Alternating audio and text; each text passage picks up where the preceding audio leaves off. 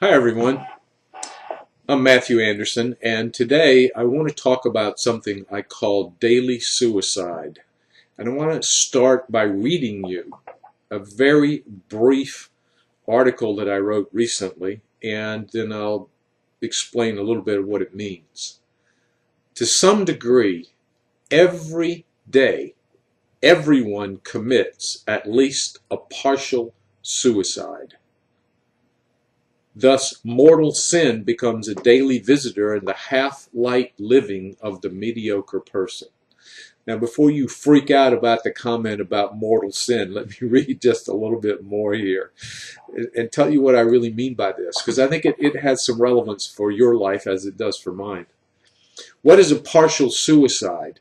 By this, I mean a small but significant killing off of one's life force and creative self-expression. One bit at a time, we chop away our potential with fear and inhibition and rigid, toxic rules and hordes of self-ravaging self-judgment. The effect may go unnoticed for years and even tragically for a lifetime until we finally stand at the end of it all, and for a brief but excruciatingly painful moment, we have to admit that life as it was meant to be has passed us by. Now, what do I mean by mortal sin? If you're a Catholic, you'll have some idea about this, but I'm going to take it a little step further than that in a little different way. By this, I mean an act or thought or attitude that violently separates us from our Creator and His design for who and what we are put here to become. Sin, in the essence of its meaning, is about disconnection from our divine source, or we might call that God.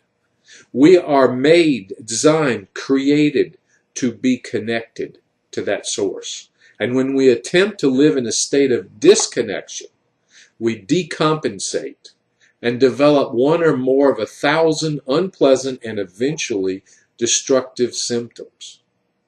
These symptoms often include things like depression, addiction, cynicism, atheism. Yes, atheism is a dysfunction. And probably worst of all, but least noticed, we live in an insipid and mediocre existence. If you don't know what insipid is, I suggest you look it up. I love that word. Now, what is half-light living? And I think possibly that's the most central point of what I want to say today. It is a daily existence that is dim, shadowed, blurred images, neither truly dark nor truly light. A life that is without a song or a dance of one's own. An imitation of existence that is caused by singing or dancing to someone else's music. It is a refusal to take risk and venture onto any path not clearly marked or heavily traveled.